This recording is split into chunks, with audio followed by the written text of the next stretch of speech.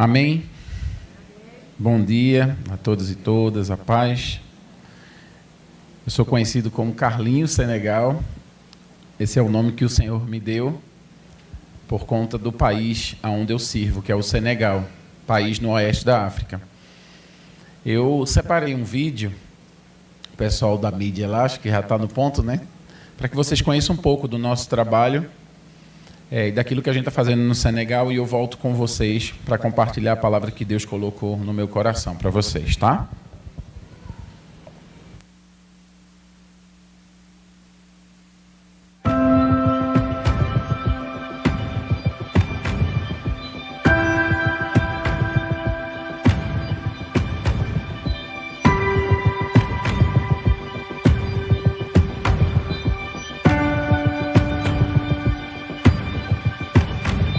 Oi, meu nome é Débora. Eu sirvo no Senegal como missionária desde 2014. Me mudei para lá junto com a minha família, né, meu marido Carlinhos e nossos 2 filhos, Gabriel e Carlinhos Filho. Quando a gente chegou lá, a gente começou a buscar formas de viver com a comunidade e procurar descobrir de que formas que a gente poderia servir essas pessoas e, junto com elas, ajudar a solucionar problemas que já existissem na comunidade. Foi aí então que a gente, depois de um tempo vivendo lá, a gente percebeu que tinha um problema muito sério na área de educação. O que acontece? Muitos jovens conseguem terminar a escola, mas não conseguem ou entrar ou permanecer na faculdade. Então a gente aí tem uma grande massa de jovens que ficam ou desempregados ou subempregados, sendo que eles têm uma educação razoável e eles poderiam ter um trabalho melhor e viver com mais dignidade. Então foi pensando nisso que a gente criou o Instituto Dorcas, onde a gente poderia fornecer para esses jovens uma formação técnica na área de informática dentro de um período de tempo relativamente curto. Eu me chamo Carlinhos Senegal e assim que eu cheguei na comunidade, eu identifiquei que os jovens tinham uma necessidade e eu desenvolvi 3 módulos na área de informática.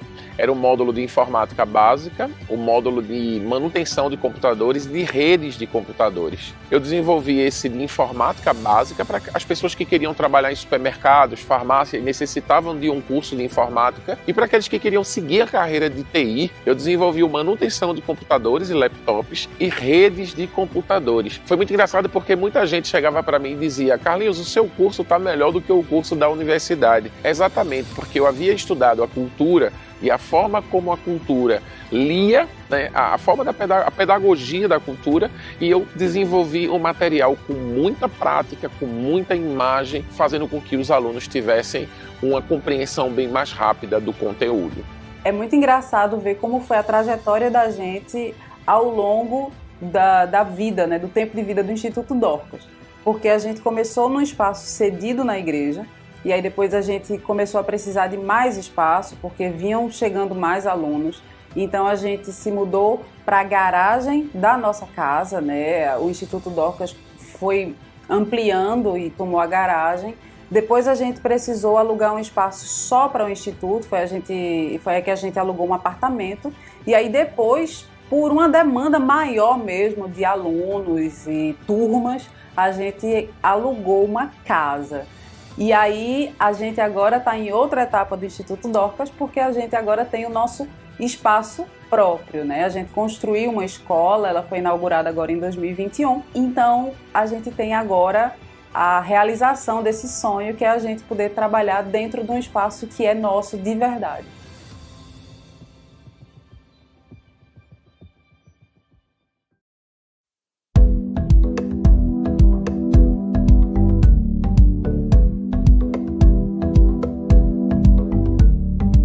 Eu desenvolvi um projeto, né, de caminhada e de observação, onde eu identifiquei um rapaz chamado Alex. Ele dormia no banco da igreja, né, ele era recém-convertido à fé cristã e ele não tinha onde ficar na capital, e ele me perguntou se eu tinha um curso de informática. Foi aí então que ele começou a estudar com a gente, estagiou com a gente e se tornou parte do conselho do Instituto Dorcas, como tesoureiro do Instituto Dorcas e professor de informática. E eu comecei a discipular o Alex de forma holística, cuidando da sua vida financeira, da sua vida espiritual. Eu fiz um discipulado de 4 anos e a gente construiu a escola juntos. Então, agora, o Instituto Dorcas tem um diretor, que é o Alex Umbai.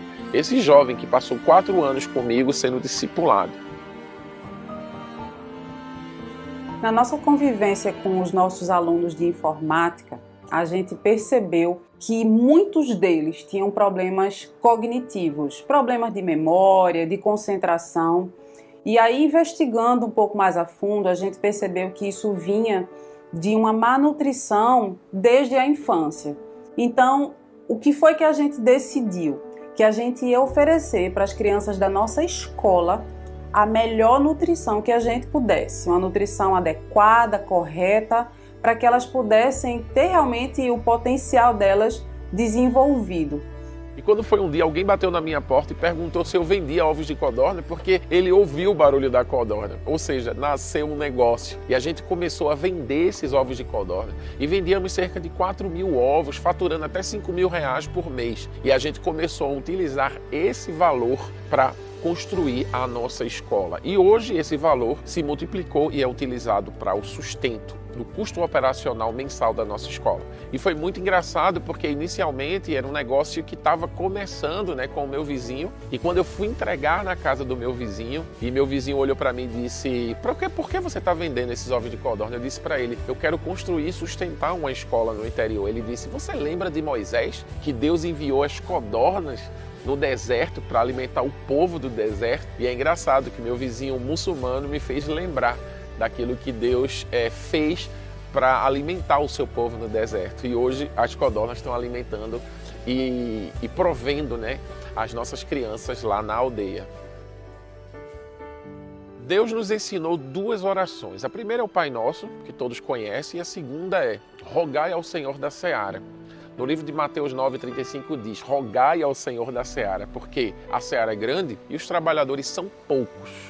Para fazer missões, você pode estar de joelhos, você pode estar contribuindo, ou você pode estar na ponta da flecha, como eu no Instituto Dorcas. Então esteja em qualquer lugar, porque é muito importante para que a missão, o espetáculo de Deus aconteça na Terra.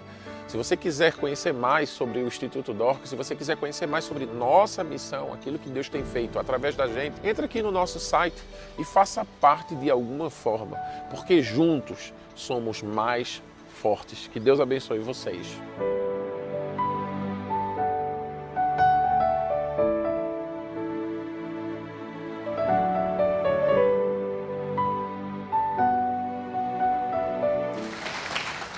Amém. Glória a Deus.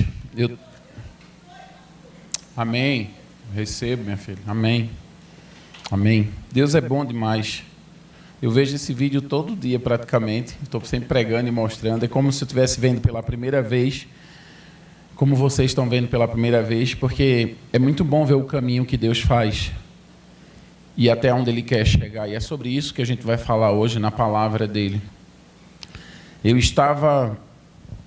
Há muito tempo atrás, no ano 2007, 2008, eu estava na minha igreja local, como vocês, assistindo um culto pela manhã.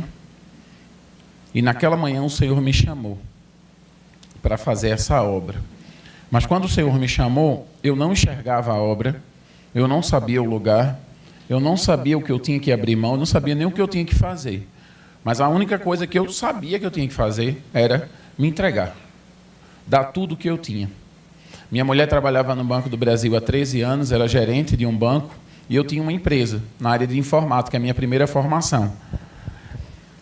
E vou dizer para vocês, não é fácil deixar o emprego, deixar a estabilidade, deixar os recursos para seguir a Jesus. Mas uma coisa muito interessante que me passou foi que, quando isso aconteceu, minha mulher pediu demissão do banco e eu deixei a empresa, praticamente dei a empresa ao meu sócio, porque eu não tinha muito tempo para negociar ou para fazer alguma coisa. Eu simplesmente olhei para Jesus e disse: eu vou, e pronto, independente do que eu tenho que deixar. E talvez você esteja se perguntando, dizendo: esse homem é muito corajoso. Quero dizer para vocês, eu não sou corajoso. Eu não sou corajoso, eu não tenho coragem, eu tenho medo, eu choro, eu tremo na base, eu penso em desistir, muitas vezes eu penso em desistir, principalmente em momentos de pressão muito grande, onde eu não aguento a pressão, porque muitas das vezes a gente ouve um testemunho desse e a gente olha para essa pessoa que está dando o testemunho e diz para a gente mesmo, eu não consigo fazer isso, isso não é para mim. Isso, a pessoa tem que ter muita coragem. Esse homem é um super-herói. E de repente você esteja me vendo com esse arquétipo do super-herói, alguém que larga tudo e voa e vai-se embora e salva a humanidade. Eu não sou um super-herói. Eu sou um homem como você, humano como você. Eu tenho filhos, eu choro, eu sinto dores, eu tenho problemas psicológicos, eu tenho um monte de coisa. Mas eu também tenho Jesus. E como o pastor disse, para onde eu irei? Eu encontrei um tesouro escondido. E muita gente me dizia, Carlinhos, você vai largar tudo. Eu disse, minha filha, meu filho, eu achei um tesouro escondido. Eu não sei o que você faria nessa terra linda aqui de Brodowski. Né? Eu estou andando, circulando, eu estou me apaixonando por esse lugar. É uma terra que você lança semente, nasce abacaxi, nasce cana, nasce, tu és que tudo que bota na terra nasce, mas eu não sei o que você faria se você comprasse um terreno, se você achasse um terreno, cavasse e achasse um pedacinho de ouro, e quanto mais você cavasse, parecia que a pedra de ouro é maior. Eu não sei o que você faria, mas o que eu fiz foi vender tudo e comprar essa terra, porque eu achei o tesouro escondido. Então é muito importante que você, né, na manhã de hoje, entenda que você está aqui para encontrar um tesouro. E é um tesouro que vale muito mais do que a sua própria vida. Porque a sua própria vida não pode ser comprada por aquilo que você tem aqui na terra, porque foi comprada com sangue. E esse sangue que a gente acabou de beber, esse corpo que a gente acabou de comer, porque foi crucificado por mim e por você. Alguém morreu por você. Alguém pagou o preço pela sua vida. E toda vez que você troca essa crucificação feita por Jesus para que você tivesse vida eterna, por um emprego, por um carro, por uma casa, por momentos de alegrias passageiros, você está descrucificando Jesus na sua vida. Então, eu não deixei tudo para ser missionário. Eu deixei o pouco que eu tinha, porque eu encontrei tudo que é Jesus Cristo. A palavra, o verbo, a eternidade, o evangelho, a novidade. E Jesus vai falar com você nessa manhã. Então eu peço que você fique, a não ser que você seja criança, você fique em silêncio. Você preste atenção, porque Deus vai trazer uma palavra essa manhã para a sua vida, que vai economizar para você tempos, muitos anos, que talvez você tenha passado tentando entender, mas o Senhor vai fazer você entender hoje, de uma forma muito fácil e objetiva, o que você tem que fazer a partir de hoje, para você provar daquilo que eu provei, daquilo que eu estou fazendo. Como eu disse para você, não é fácil, é muita pressão. É muita pressão. Quem aqui gosta de trabalhar sob pressão? Levanta a mão. Tem gente que só funciona assim. Eu funciono assim, eu só trabalho sob pressão, eu gosto da pressão. Apesar de ser um gestor de projeto, eu me projeto 5 anos, daqui a 5 anos, daqui a 10 anos. Eu gosto também de fazer projeção. Mas é interessante porque a gente quer o conforto e a gente corre da pressão. A gente quer estar com Jesus no nosso sofá da nossa casa, que cada vez mais está muito mais confortável. Eu sentei num sofá esses dias e o rapaz disse, vá para o seu quarto dormir. Eu disse a ele, posso dormir nesse sofá? Porque o sofá era muito confortável. E a gente quer viver uma vida de conforto, a gente quer viver uma vida confortável, mas a gente esquece de que o nosso conforto aqui na Terra ele tem um tempo. Ele vai acabar em algum momento. Enquanto a gente está trocando esse conforto que vai acabar, a gente está abrindo mão de um conforto eterno, diante daquele que vai preparar uma mesa para nós, que está preparando algo para nós, para que a gente viva uma eternidade ao lado dele. Uma eternidade onde não haverá choro, não haverá dor, não haverá sofrimento. O Senhor quer trazer uma palavra para você essa manhã, que vai mudar completamente a sua vida. Então, quem tem ouvidos para ouvir, que ouça. Abram a Bíblia no livro de 1 Samuel capítulo 3.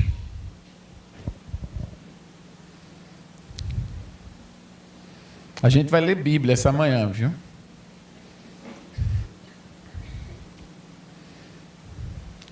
Primeiro Samuel, capítulo 3.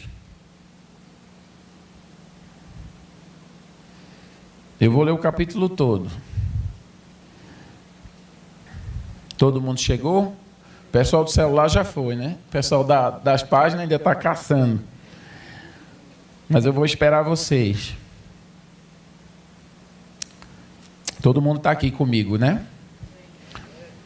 1 Samuel capítulo 3, versículo 1. Samuel ainda era menino e ajudava a Eli na adoração a Deus, o Senhor. Naqueles dias, poucas mensagens vinham do Senhor e as visões também eram muito raras. Eu estou lendo a versão NTLH, para o pessoal aí da mídia. Certa noite, Eli já era quase cego, estava dormindo no seu quarto. Samuel dormia na tenda sagrada, onde ficava a arca da aliança. E a lâmpada de Deus ainda estava acesa.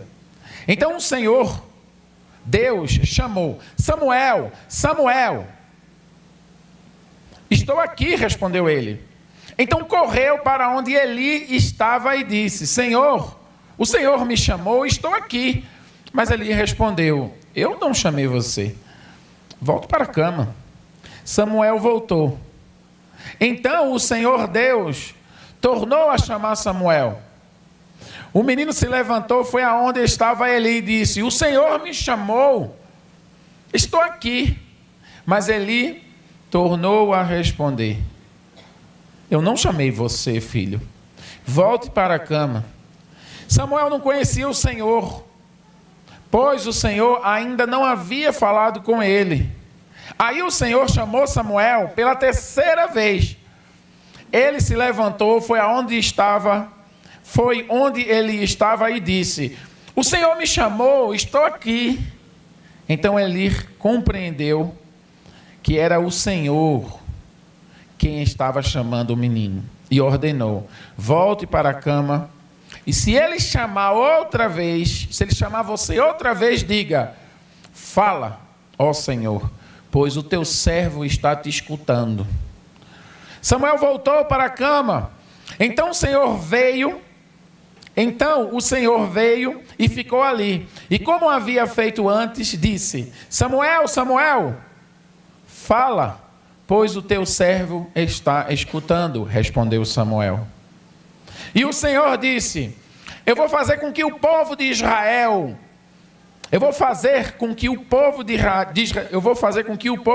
uma coisa tão terrível, que todos os que ouvirem a respeito disso ficarão apavorados. Naquele dia, farei contra Eli tudo o que disse a respeito da família dele, do começo até o fim. Eu lhe disse que ia castigar a sua família para sempre, porque os seus filhos disseram coisas más contra mim. Ele sabia que eu ia fazer isso, mas não fez nada. Por isso eu juro à família de Eli que nenhum sacrifício ou oferta poderá apagar o seu terrível pecado. Samuel ficou na cama até de manhã. Aí se levantou e abriu os olhos, abriu os portões da área da tenda sagrada. Ele estava com medo de falar com Eli sobre a visão que havia tido. Mas Eli o chamou: Samuel, meu filho. Estou aqui, respondeu ele. O que foi que Deus lhe disse? Perguntou Eli. Não esconda nada para mim. Deus o castigará severamente se você não me contar tudo o que ele disse. Então Samuel contou tudo sem esconder nada. E ele disse: ele é Deus, o Senhor, que ele faça tudo o que achar melhor. E Samuel cresceu. O Senhor estava com ele e fazia tudo o que Samuel dizia que ia acontecer. Assim todo o povo de Israel, do norte ao sul do país, ficou sabendo que Samuel era, de fato, um profeta do Senhor. O Senhor continuou a aparecer em Siló, onde havia se revelado a Samuel e falado com ele. E a palavra de Samuel era respeitada por todo o povo de Israel.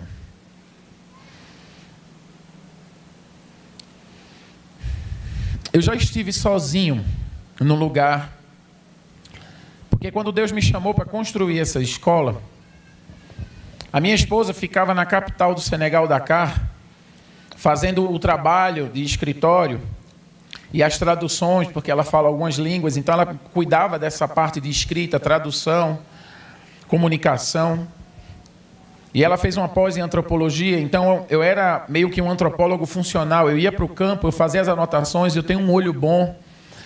E eu enviava para ela e a gente entendia um pouco da cultura para que a gente pudesse contextualizar o Evangelho, pregar o Evangelho de forma contextualizada, entender a comunidade para que a gente pudesse trazer uma escola, mas um projeto que de fato fosse uma necessidade da comunidade, não a necessidade nossa de realizar projetos sociais, mas que fosse de fato a vontade de Deus naquele lugar para que o Senhor pudesse trazer educação, mas também pudesse trazer o Evangelho através desse projeto. E eu construí uma casa, num quarto, e o Senhor me deu a direção de comprar uma terra, no meio do nada. O meu vizinho, ele ficava a muitos quilômetros, talvez, enfim, eu não vou dizer, não vou arriscar, eu não medi a quilometragem, mas a casinha dele sumia assim da minha, e tudo era plantação de amendoim. E Deus me disse, constrói uma casa aqui, um quartinho, e você vai ficar morando nesse lugar durante a semana, para que você não fique indo e voltando. Era cerca de 300 quilômetros, ida e volta. E eu comecei a dormir naquele lugar sozinho. Quando eu falo num quarto, no meio do nada, pode pensar na savana africana, meio desértica. E eu me deparei com aquela situação, e eu comecei a chegar à noite com muito medo, eu andava com a faca, não tinha problema de assalto, essas coisas, mas tinha muito chacal, uns cachorros tipo lobo, raposa, durante a tarde muitos macacos grandes, que chegavam no nosso terreno, comia tudo, e eu tive que aprender uma coisa que eu nunca aprendi, lidar com a terra. Porque para que as pessoas me recebessem naquele lugar e eu pudesse entender como pensa a cabeça de uma pessoa que lidar com a terra, eu tenho que mexer com a terra. Eles gostam muito de agricultura, eles gostam muito de cuidar de animais, por isso nasceu esse projeto de criação de codornas. E eu comecei a plantar, eu comecei a semear. E o que é muito engraçado, porque quando a gente faz um curso de teologia, e quem é teólogo aqui, fez faculdade, sabe, a gente não aprende a semear. Ninguém joga a gente numa terra e diz aí, vamos aprender sobre a terra. Mas deveria ser uma cadeira obrigatória nos cursos de teologia. Porque uma das formas de entender o que Jesus está trazendo na sua mensagem, a gente precisaria entender da terra e compreender como a terra funciona. Mas eu não entendia. Um certo dia eu fiz compostagem. Muita gente sabe aqui o que é compostagem, mas lá não se fazia compostagem como se faz aqui. E eu tinha uma terra preta, fértil, muito boa para plantar. E me deu vontade de comer melancia. E eu disse, eu quero comer melancia, eu vou comer melancia. O que é que se faz aqui quando quer comer melancia? Vai no mercado e compra. Lá onde eu estava não era assim, eu tinha que comprar a semente, plantar melancia, esperar a árvore crescer e a melancia vinha. E aí eu partia aquela deliciosa melancia vermelha e saborear aquela fruta. Mas Deus já havia me explicado como as coisas funcionavam. Eu já estava meio traquejado, porque o tempo de Deus já era diferente do tempo do meu escritório de informática. Telefones não tocavam mais, contratos não eram mais assinados, não se via mais o salário uma vez por mês ou o 13º. Eu tinha que orar e esperar a boa vontade de vocês, da igreja, de me enviar a oferta para que eu pudesse pagar as minhas contas e comprar as sementes de melancia. Então era uma vida muito insegura, ao mesmo tempo totalmente insegura, porque eu estava na mão do Senhor. E muitas das vezes a gente está vivendo uma vida de insegurança e a gente se esquece que existe uma mão nos carregando, uma mão nos levando na direção dele. E a gente se põe em viver uma vida de ansiedade, de desconforto. E muitas das vezes o mundo olha para nós e não compreende como é que a gente diz que a gente tem um Salvador e a gente vive uma vida como se não tivesse sido salvo por ninguém. Eu passando com a semente de melancia, o meu monte de compostagem com ferro no meio, fumaçando, aguando todos os dias, eu alegre, vou comer melancia daqui a alguns meses. E quando eu passo na frente da casa do meu vizinho, o vizinho mais próximo que eu tinha, Monsieur Sene, o nome dele é Sene, Monsieur Sene falava uma língua étnica, eu falava outra língua étnica, eu estava aprendendo a língua dele, mas ele olha para mim e faz: ei, o que é isso aí? Aí eu disse: isso é melancia. Não era, era semente, mas ia virar melancia. Aí ele fez: você vai plantar melancia? Eu disse: vou plantar melancia. Aí ele disse: mas não dá melancia nessa época. Aí eu, com minha cabeça, né, brasileira, eu disse: ele não está sabendo que eu fiz compostagem. E que quando a gente prepara a terra do nosso jeito, fora do tempo, e mesmo fora do tempo, vai dar a melancia. Ele fez: filho, não vai dar melancia. Você vai perder o seu tempo. E vai perder o seu dinheiro, porque semente de melancia é cara. E o Senhor Deus me disse: filho, você não é maior que essa pessoa. Você não sabe mais do que essa pessoa só porque você frequentou uma universidade lá no seu país. Ouça o que ele tem para dizer. E eu disse: Monsieur Sene, por que não dá melancia? Ele disse: meu filho, tudo tem o seu tempo. A melancia, ela só pode dar depois da safra do amendoim. Porque a terra, quando a gente tira o amendoim, colhe o amendoim, ela está pronta para receber a semente da melancia. E você não vai fazer nem muito esforço. É só você aguar, esperar um dia e lançar a semente. E aguar de tempo em tempo, que logo ela vai brotar e vai dar melancia. Mas faça um negócio. Tome aqui uma semente de quiabo. Quiabo aqui é quiabo também, né? E plante quiabo, porque o quiabo também ele vai dar nesse período. Me dê a sua semente de melancia e plante quiabo, porque você vai colher quiabo. E a gente plantou quiabo, eu adoro quiabo, e a gente colheu muitos quiabos. O Senhor trouxe para mim, através da humildade daquele homem, da sabedoria daquele homem que nunca colocou seu pé numa universidade rural, mas havia colocado seus pés durante toda a vida na terra, pegando na terra, aquele homem que ouviu o seu pai, o seu avô, porque é assim nessa comunidade que se transmite conhecimento, de pai para filho, de avô para neto. Ele sabia o tempo certo de semear a semente. A gente não sabe o tempo das coisas. E muitos de nós estamos sofrendo porque estamos semeando coisas no tempo errado, simplesmente porque queremos fazer aquilo que o nosso coração deseja fazer. E talvez você esteja se perguntando: por que eu vivo essa vida? Por que não eu? Porque você está olhando para você e você não está olhando para Deus. Samuel, este Samuel, o profeta, o sacerdote de Deus improvisado, o homem que falava com Deus, tem uma história. A história da sua mãe, Ana. Ana era uma mulher que sofria muitas humilhações porque não podia ter filho. E o seu marido, Elcana, fazia de tudo para que Ana pudesse estar bem, porque ela vivia chorando. Porque a outra esposa do seu marido, Penina, que tinha muitos filhos com Elcana, humilhava ela. E essa mulher fez um pedido a Deus: eu quero ter um filho. A gente tem feito muitos pedidos a Deus: trabalho, casa, filho, concurso. O que você tem pedido para Deus? Mas você tem pedido muita coisa para Deus. E uma coisa que me surpreende nessa mulher Está em 1 Samuel capítulo 1, versículo 22, que diz assim: Ana, porém, não foi para o dia do sacrifício e disse ao marido: assim que o menino for desmamado, eu o levarei ao santuário de Deus, o Senhor, para que ele fique lá toda a sua vida. Muitas das vezes estamos pedindo coisas a Deus que somos incapazes de consagrar a Deus e de entregar para Deus.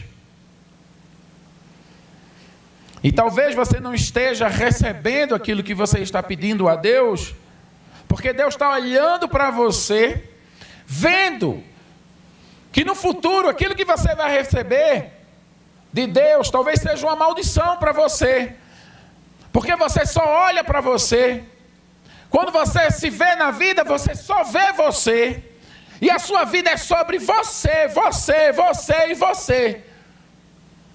E no reino de Deus, nunca é sobre eu, é sobre nós. Eu sou porque somos. Provérbio africano. Eu sou porque somos. Nunca eu sou sozinho. Somos porque alguém lá atrás nos consagrou. Estamos aqui porque um dia alguém investiu seu tempo em você. E nesse mundo ocidental, me parece que é proibido olhar para trás, porque quem vive de passado é museu. Mas o que mais Jesus disse? Olha para trás e lembra como a gente fez hoje.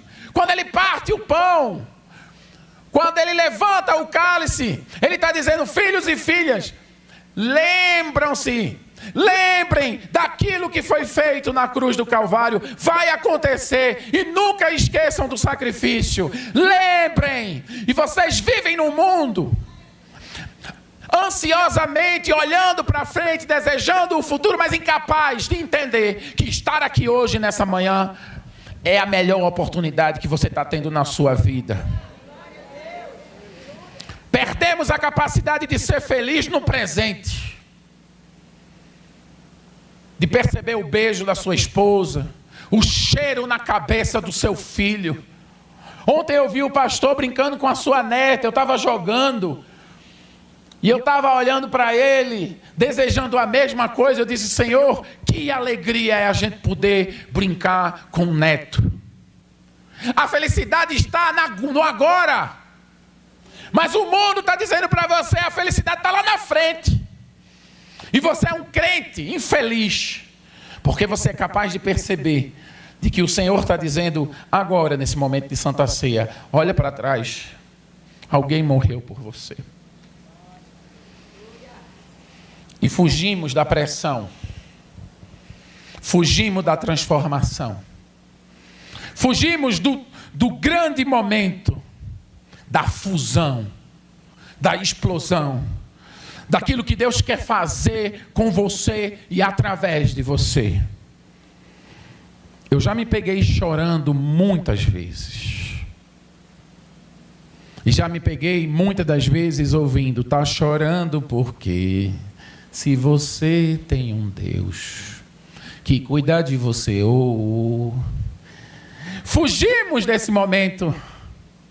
E hoje eu quis, porque ontem eu comi uma carne muito gostosa nessa terra. Eu trouxe um pedaço de carvão. E é engraçado porque, a não ser que você goste de carne crua, mas a única forma de você comer um bom churrasco é tendo carvão. Alguém come carne crua aqui? Picanha é bom, picanha. É bom picanha, né? Só quem é vegetariano não vai gostar, porque tem outro processo, né? Mas picanha é boa, né? É, mas sem carvão não é bom. É bom picanha sem carvão? Já comeram, já tentaram? Sem acender o carvãozinho. Aquele cheiro de carvão, aquela memória afetiva, né? Que vem. Eita, o carvão já dá até fome.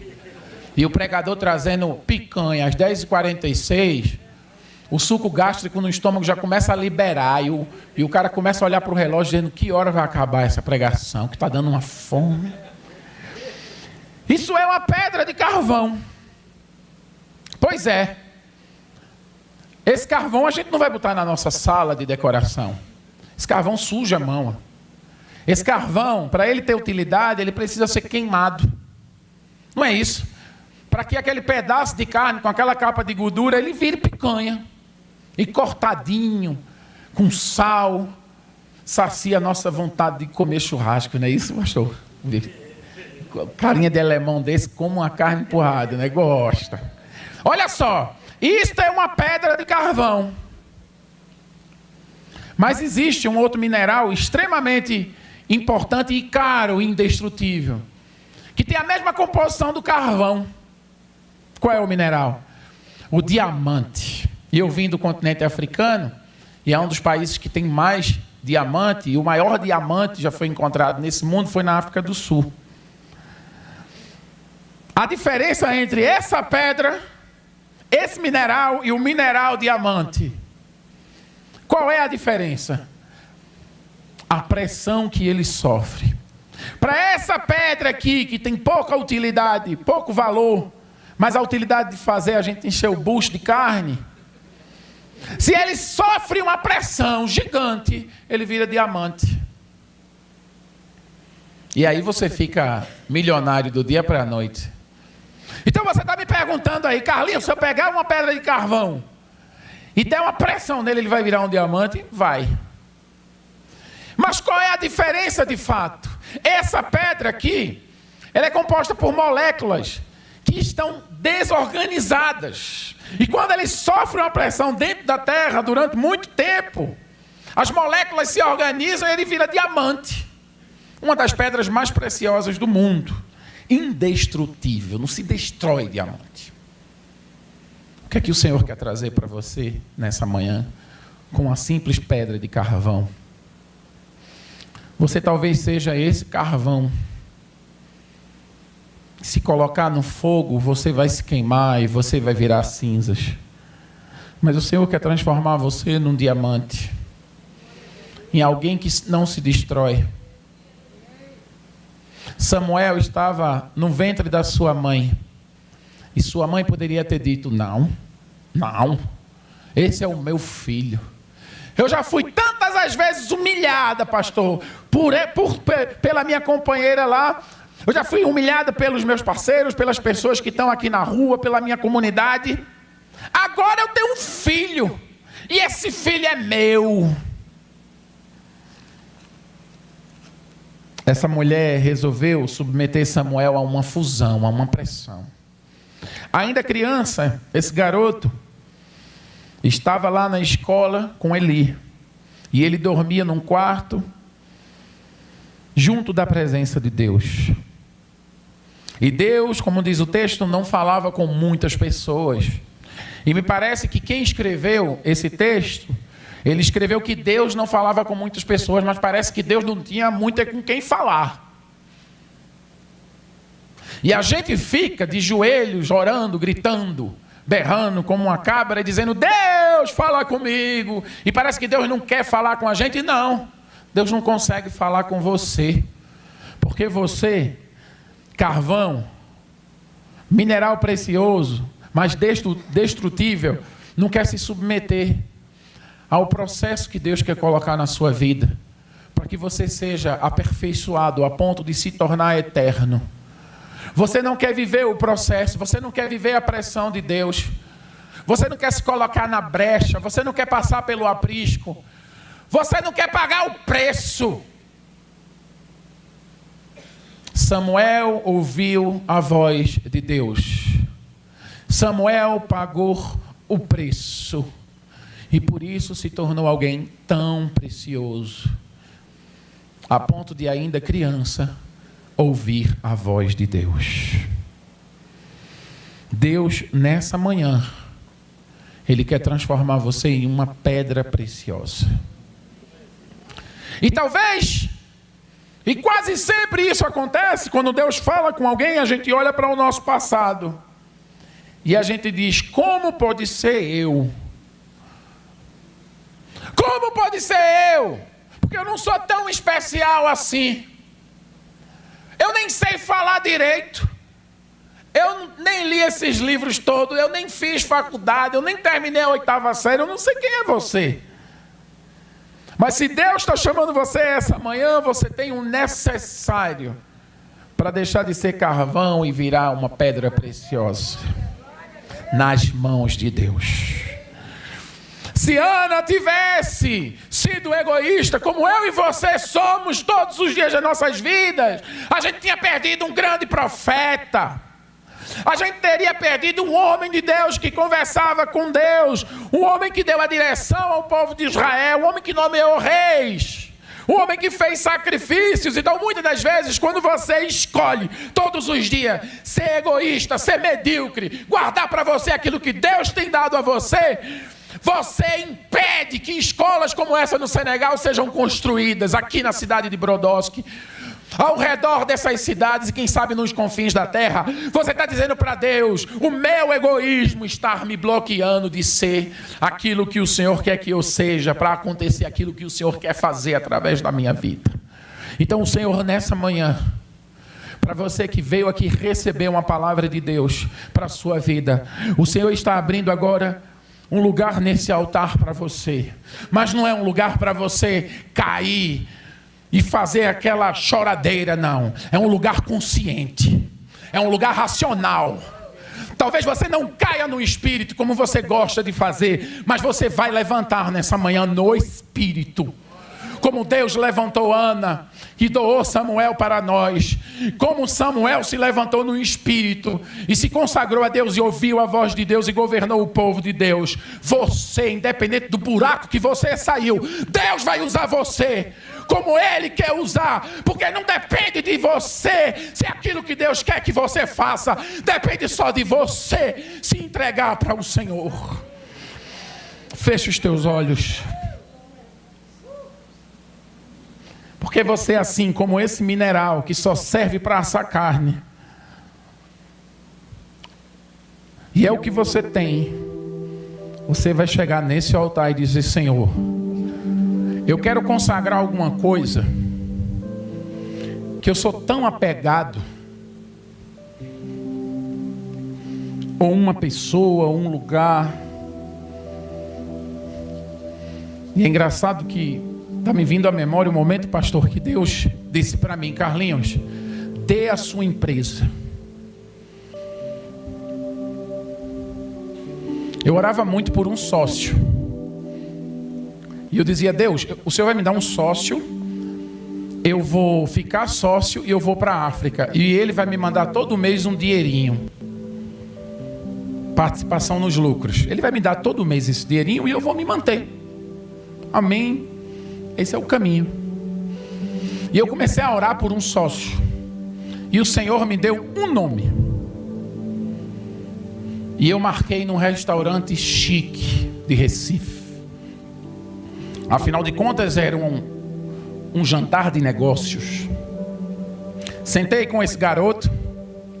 Era um garoto que tinha sido meu funcionário. E depois ele foi para uma multinacional. E esse garoto, conversamos, comemos, a conta foi ficando cara. Mas eu disse: eu vou sair daqui com um sócio, não importa o tamanho da conta. Quando terminamos de jantar, eu olhei para ele e disse: meu querido, eu orei e Deus me disse que era para eu propor sociedade para você. E ele disse para mim, decepcionado: eu adoraria ser seu sócio, mas eu não tenho R$1 para dar para você. O dinheiro que eu tinha, eu comprei um apartamento. Eu engoli seco. Paguei a conta cara e voltei para casa. E eu disse: Senhor, o que foi que eu não entendi? Deus me disse: você pediu um sócio, você não pediu dinheiro. Cuidado com o que você pede para Deus. Eu entendi: manda quem pode, obedece quem tem juízo, já diz o recifense. Liguei para essa pessoa novamente. Só que eu não marquei nesse café caro, eu marquei na McDonald's. R$55 o Mac feliz lá deles. Comi e disse, e ele já olhou para mim e disse: Carlinhos, não é possível. sabe que eu não tenho dinheiro. E eu disse: filho, Deus está dizendo para eu dar para você metade da minha empresa. Ele ainda descrente, ganhei ele para Jesus um dia desse. Ele disse: se Deus está dizendo, está dito. Esse homem é dono de uma empresa hoje que fatura milhões de reais. E eu sou dono de um negócio celestial que salva milhões de pessoas. Eu não sei o que você está negociando com Deus essa manhã.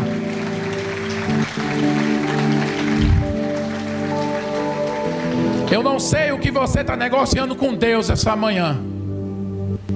Mas se você está negociando, deixa de besteira. Levante do seu lugar. Seja homem, seja mulher. E se coloque diante do altar.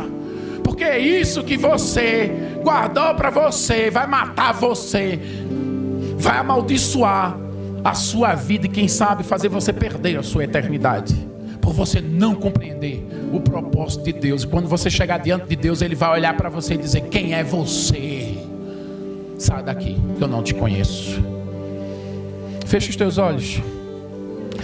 Fecha os teus olhos e começa a pensar nessa manhã. Porque não sou eu que vou lhe dizer o que você vai ter que abrir mão, ou o que você vai ter que consagrar, feito Ana consagrou Samuel. Tudo que ela queria era um filho, e tudo que ela queria ela teve. Mas tudo que ela teve, ela deu para o Senhor. E tudo que ela teve, deu para o Senhor.